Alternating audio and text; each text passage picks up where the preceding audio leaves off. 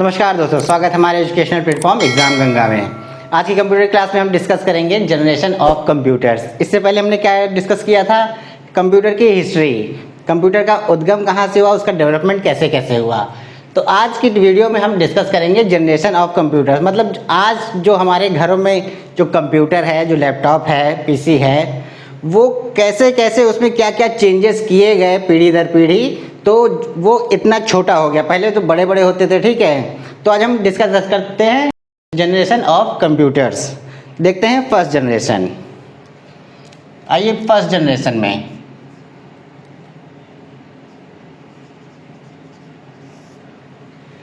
इसका टाइम था 1942 से लेकर 1955। 1942 से 1955। तो इसमें क्या होता था, इसमें जो कंप्यूटर होते थे उसमें यूज़ होता था हमारा वॉल्व, जिसको हम क्या कहते थे? वैक्यूम ट्यूब्स, ठीक है।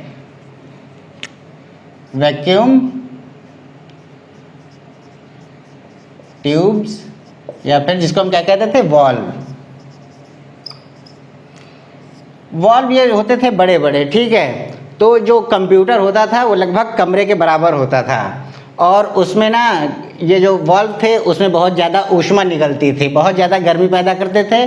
तो इनके लिए एयर कंडीशन कमरा होना चाहिए था, कंपलसरी था, ठीक है। एयर कंडीशन होना चाहिए था, नहीं तो ये ज़्यादा गर्म हो जाते थे, ठीक है। तो अब बात करते हैं इसकी लैंग्वेज की। इसमें कौन सी लैंग्वेज यूज़ होती थी? तो देखिए लैंग्वेज की हम लिख देते हैं। इसमें लैंग्वेज यूज होती थी मशीन लेवल लैंग्वेज या फिर low level language. Machine level या फिर लो लेवल। ये तो बता ही दिया कि आकार में बहुत बड़े होते थे, बहुत ज़्यादा ऊष्मा पैदा करते थे, वैक्यूम ट्यूब्स। तो ये बड़े होते थे तो इनको एयर कंडीशन कमरे में रखा जाता था, ठीक है। अब बात करते हैं इसकी स्टोरेज की। इसमें स्टोरेज किस में होता था? बताया था मैंने पिछले वाली वीडियो में। इसमें स्टोरेज के लिए यूज़ करते थे पंच कार्ड और पेपर टेप। पंच कार्ड और पेपर टेप। इनकी कैपेसिटी बहुत ही कम होती थी और इनका जो गति थी, जो स्पीड थी कंप्यूटर की, वो भी बहुत ही स्लो थी। अब बात करते हैं कितनी इनकी स्पीड थी। स्पीड में आ जाइए अब। तो ये जो कंप्यूटर थे फर्स्ट जनरेशन के, इनकी स्पीड नापी जाती थी मिली सेकेंड में। मिली सेकेंड, 1 मिली सेकेंड बराबर कितना होता है? 10⁻³ सेकेंड। मतलब 1 सेकेंड के 1000वें हिस्से में ये एक कैलकुलेशन कर लेते थे, ठीक है। यही इनकी स्पीड थी मिली सेकेंड की। तो अब आइए बात करते हैं कि इसमें कौन कौन से कंप्यूटर आते थे। जैसा कि मैंने पिछली वाली वीडियो में बताया था, एग्जाम्पल देख लीजिए। इसमें हमारे कौन कौन से आते थे? इसमें आता था हमारा ENIAC और यूनिवैक 1, ठीक है, जो पहले बना था यूनिवैक 1। और IBM का कौन सा बना था? मार्क 1।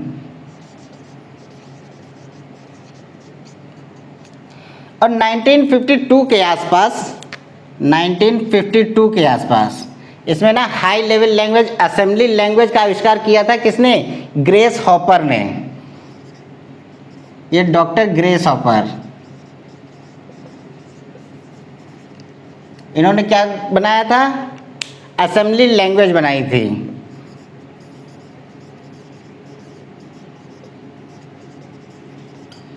ठीक है। अब आइए चलते हैं सेकंड जनरेशन पे।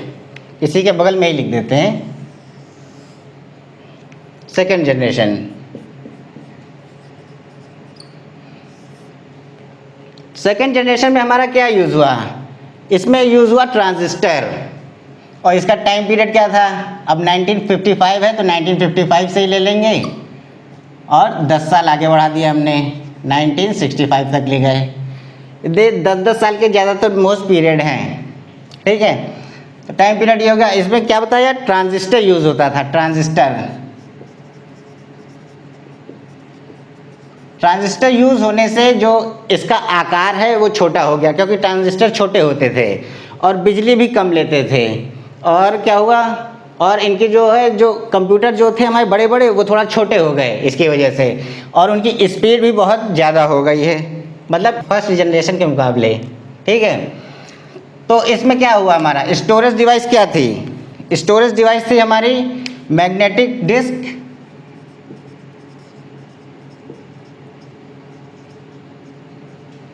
मैग्नेटिक डिस्क यूज़ होने लगी तो मतलब ज़्यादा स्टोर होने लगा, और मैग्नेटिक टेप।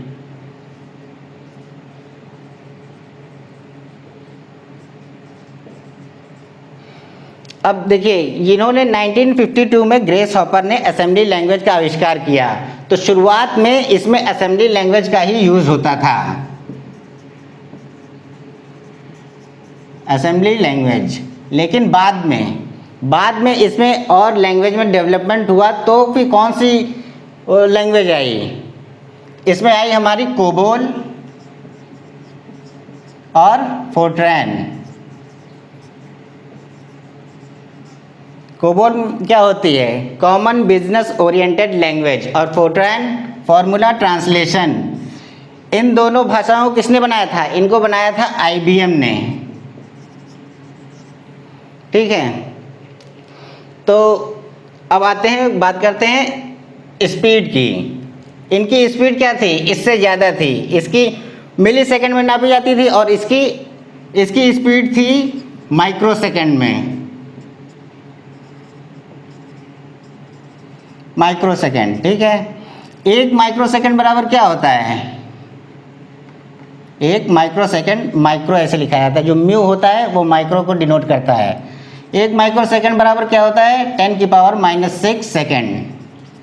ठीक है, इसकी स्पीड भी बढ़ गई, और इसमें मैग्नेटिक जो डिस्क थी हमारी यूज़ होने लगी, तो स्टोरेज भी बढ़ गया और इसकी स्पीड भी बढ़ गई। ठीक है, तो अब बात करते हैं इसकी लैंग्वेज। असेंबली लैंग्वेज के बाद कोबोल और फोर्ट्रैन भी आ गई। ठीक है, जो हमारे कंप्यूटर थे वो छोटे भी हो गए। अब इसके एग्जाम्पल क्या हो गए? एग्जाम्पल देख लीजिए। इसमें था हमारा IBM 1401, और PDP-18 भी था, PDP-8। इसका निर्माण किया था DEC, digital equipment corporation, DEC। ठीक है, तो अब देखते हैं इसका यूज़। अरे हाँ, इसमें तो यूज़ मैंने बताया ही नहीं। इसमें यूज़ हुआ था साइंटिफिक कैलकुलेशन में, मतलब जो साइंस में यूज़ हुआ था, साइंटिफिक कैलकुलेशन, और सेना में, डिफेंस में। Scientific calculation plus defence. Second generation पे आइए। सेकेंड जनरेशन का यूज़ कहाँ हुआ था? इसमें सबसे पहले अब व्यावसायिक कंप्यूटर आने लगे थे। व्यावसायिक में मतलब व्यवसायों में, व्यवसायों में। ठीक है, बिजनेस में, इंडस्ट्रीज़ में ये यूज़ होने लगे। अब चलते हैं थर्ड जनरेशन की तरफ।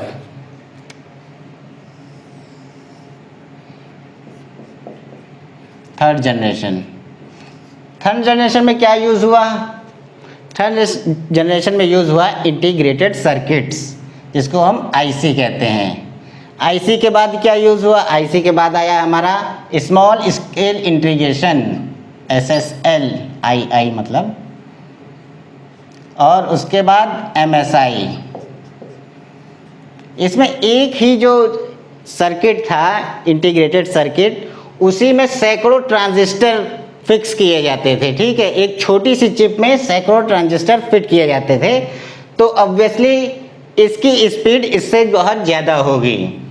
टाइम पीरियड की बात कर लेते हैं, तो 1965 है, तो यहाँ पे लिख दीजिए 65, और 10 साल आगे बढ़ा दीजिए 1975। ठीक है, ये थर्ड जनरेशन है। थर्ड जनरेशन, देखिए सेकंड जनरेशन लिखा हुआ है। तो इसमें टेक्नोलॉजी यूज़ हुई इंटीग्रेटेड सर्किट्स की, SSI और MSI, स्मॉल स्केल इंटीग्रेशन और मीडियम स्केल इंटीग्रेशन। ठीक है, बात करते हैं स्टोरेज की। अब थर्ड जनरेशन में स्टोरेज हुआ हमारा जो मैग्नेटिक डिस्क जो सेकंड जनरेशन में यूज़ होती थी उसको इन्हेंस कर दिया गया, मतलब उसकी जो क्षमता है वो और बढ़ाई गई। तो यही था हमारा मैग्नेटिक डिस्क।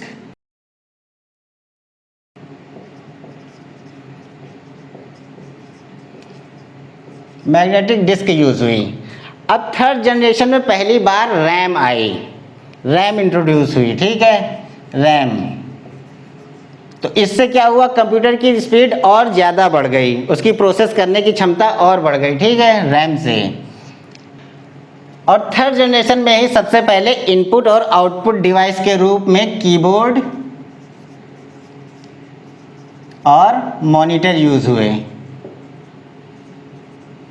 कीबोर्ड और मॉनिटर थर्ड जनरेशन में ही यूज़ हुए। और इसमें थर्ड जनरेशन में अलग अलग सॉफ्टवेयर और हार्डवेयर की बिक्री होने लगी, ठीक है, अलग अलग हार्डवेयर और सॉफ्टवेयर की बिक्री होने लगी। मतलब आप अपनी इच्छानुसार, अपनी आवश्यकता अनुसार जब चाहें उसमें फेरबदल कर सकते थे, हार्डवेयर में या फिर सॉफ्टवेयर में, चाहे जो चाहे वो खरीद के लगा सकते थे, ठीक है। तो अब बात करते हैं अब इसकी स्पीड की। इसकी स्पीड कितनी थी, ये आया माइक्रो सेकेंड में, और ये क्या हुआ हमारा, ये हुआ नैनो सेकेंड में। इसकी स्पीड थी नैनो सेकेंड में।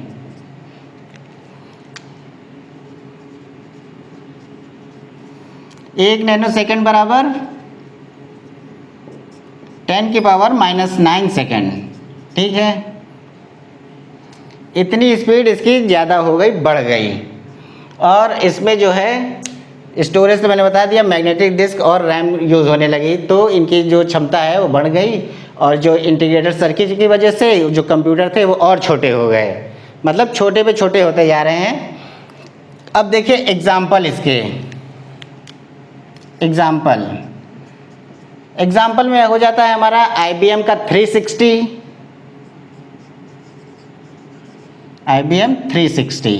और PDP-11, ठीक है। PDP किसने बनाया था, DEC, डिजिटल इक्विपमेंट कॉरपोरेशन ने, ठीक है। अब आते हैं फोर्थ जनरेशन में।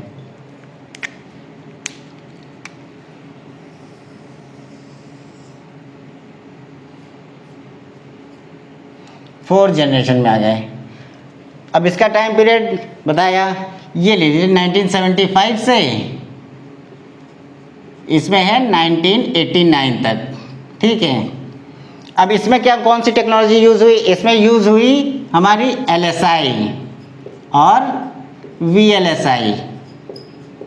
LSI मतलब लार्ज स्केल इंटीग्रेशन, VLSI मतलब वेरी लार्ज स्केल इंटीग्रेशन।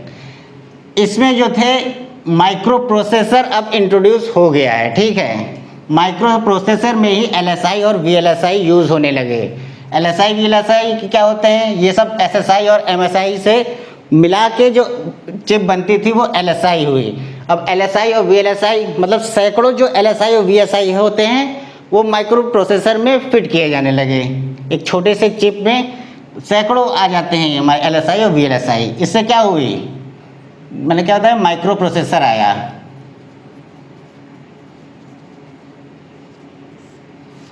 इससे माइक्रो प्रोसेसर की जो क्षमता थी, उसकी शक्ति थी, वो और ज़्यादा बढ़ गई, और जो कंप्यूटर था वो और छोटे हो गए, ठीक है। अब इसमें बात करते हैं स्टोरेज डिवाइस की। इसमें स्टोरेज हुआ, सेमीकंडक्टर मेमोरी इंट्रोड्यूस हुई। सेमीकंडक्टर,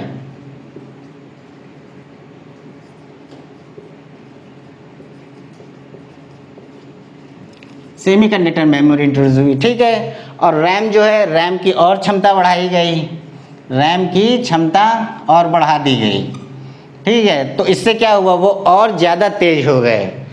अब बात करते हैं स्पीड की। इनकी स्पीड कितनी थी, इनकी स्पीड जाहिर सी बात है थर्ड जनरेशन से ज़्यादा ही होगी। ये नैनो सेकंड में इसकी गिनती होती थी, अब इसमें स्पीड गिनी जाने लगी पीको सेकंड में, पीको सेकंड, ठीक है। अब एक पिको सेकंड में कितने सेकंड होते हैं, 10⁻⁻12 सेकंड। इतनी देर में ये गणना कर लेता था, ठीक है। अब इसी में कॉन्सेप्ट आया फोर्थ जनरेशन में लैन और वैन का, लैन और वैन का। लैन और वैन क्या होते हैं? ये कंप्यूटर नेटवर्क होते हैं जो कंप्यूटर आपस में जब जुड़े होते हैं तो किसी एक कंप्यूटर में कोई प्रोग्राम लोड होता है तो हम कहीं और बैठ के अगर वो जुड़ा है तो हम उस कंप्यूटर से उसकी सारी जानकारी ले सकते हैं। ठीक है, तो ये कंप्यूटर नेटवर्क होते हैं लैन और वैन। इनकी हम चर्चा बाद में करेंगे जब हम नेटवर्क पढ़ेंगे। अब बात करते हैं सेमीकंडक्टर मेमोरी हो गई, स्पीड हो गई, और क्या हुआ हमारा? स्टोरेज हो गई। लैंग्वेज की बात करते हैं तो इसमें लैंग्वेज कौन सी यूज़ हुई? लैंग्वेज हुई इंट्रोड्यूस सी, और ग्राफिकल यूज़र इंटरफेस भी हमको इंट्रोड्यूस हुआ।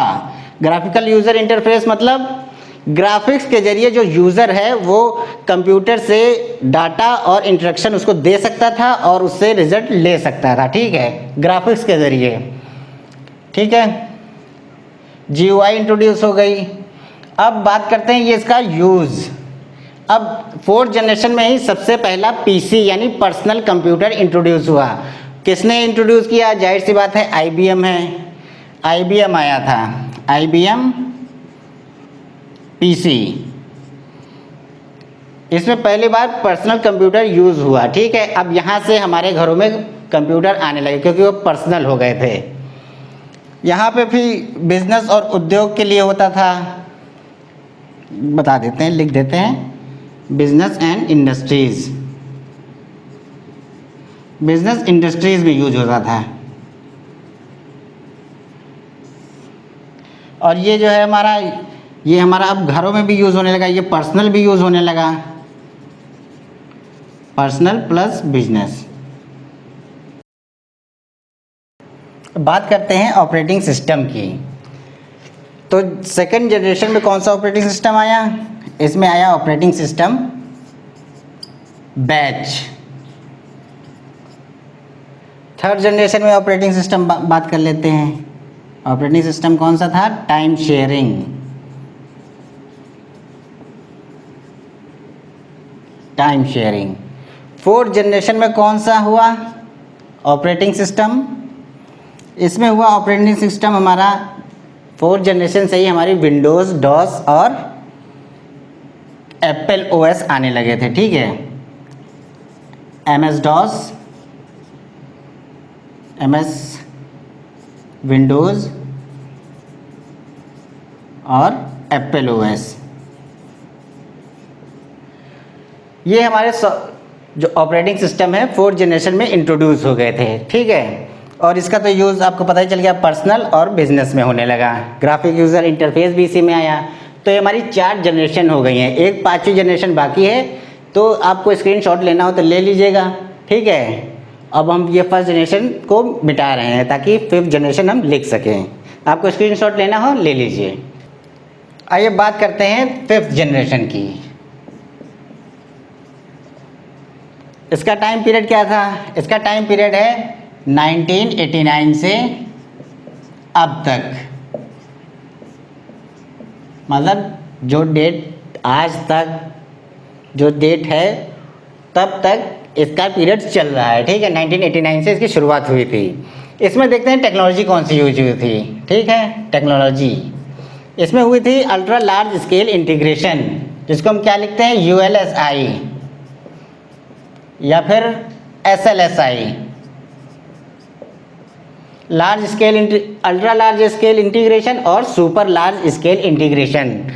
इससे क्या हुआ? इन दोनों से माइक्रो प्रोसेसर की क्षमता और बढ़ गई।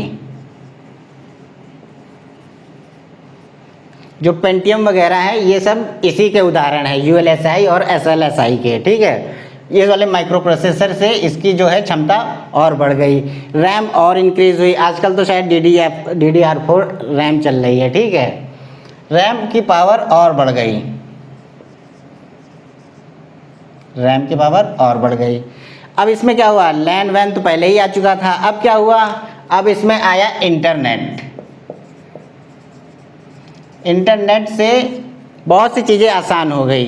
जैसे इंफॉर्मेशन जो टेक्नोलॉजी है उसमें जो सूचनाओं का आदान प्रदान जो है वो बहुत ही आसान हो गया।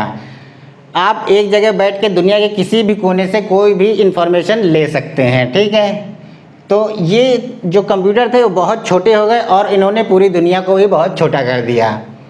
आप कहीं भी बैठ के एक कोने से लेकर दूसरे कोने तक किसी से भी बात कर सकते हैं। मल्टीमीडिया भी इसी में आया, मल्टीमीडिया प्लस सोशल मीडिया भी इसी में है।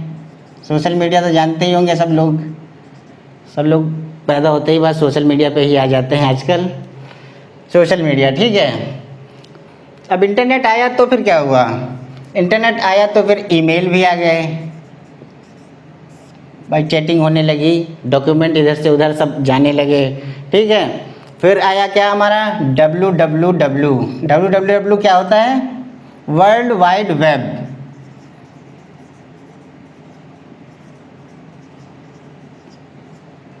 इसका फुल फॉर्म नोट कर लीजिएगा, ये बहुत पूछा जाता है एग्ज़ाम में, ठीक है। www का इसमें जो है आईटी यानी इंफॉर्मेशन टेक्नोलॉजी का भी विकास हो गया, ठीक है।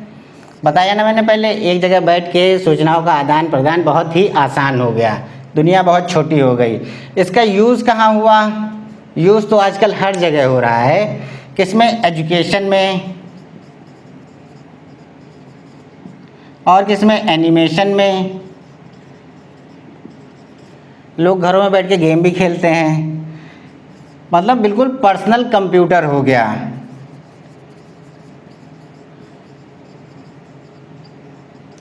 इसकी स्पीड सबसे ज़्यादा है, मतलब अभी भी चल रही है, और ये एआई पर बेस भी होने लगे हैं। एआई मतलब आर्टिफिशियल इंटेलिजेंस।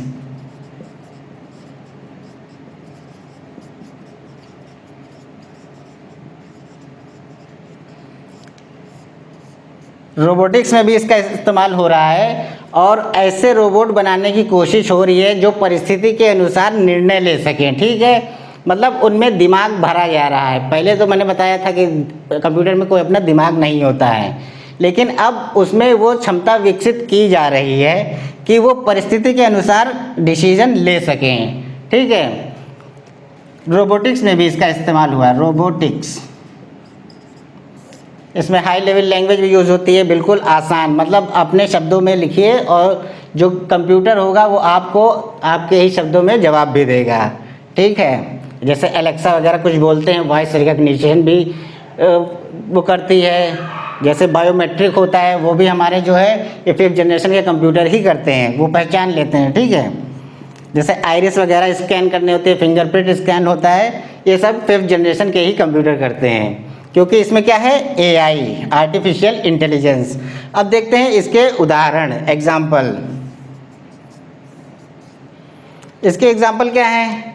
नोटबुक जो हमारी आती है, और जो पेंटियम पीसी है, जो आजकल माइक्रो प्रोसेसर कौन सा चल रहा है?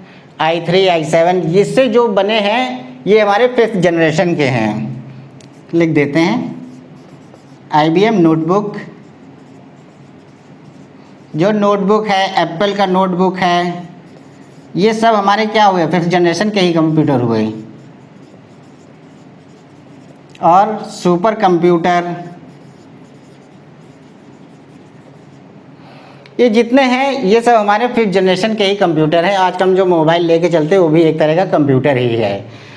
4th जनरेशन से जो कंप्यूटर जो छोटे होने लगे थे तब हाथ में ले के चलने लायक हो गए थे, अब तो इतने हैं कि भाई जेब में भी भर लो, ठीक है। तो आई थिंक ये आपको सब समझ में आया होगा, ठीक है। 5वीं जनरेशन समझ में आ गई होंगी। तो अगर आपको हमारा कंटेंट अच्छा लगा तो एक लाइक तो बनता है, हमारी वीडियो को सब्सक्राइब भी कर दिया कीजिए और शेयर भी कीजिए, ठीक है। तो मिलते हैं नेक्स्ट वीडियो में कंप्यूटर के वर्गीकरण में, ठीक है। उसकी वर्किंग और साइज़ के आधार पे उसको कितने भागों में बांटा गया है कंप्यूटर को, ठीक है। तो वो हम डिस्कस करेंगे। तो मिलते हैं नेक्स्ट वीडियो में, तब तक के लिए थैंक यू।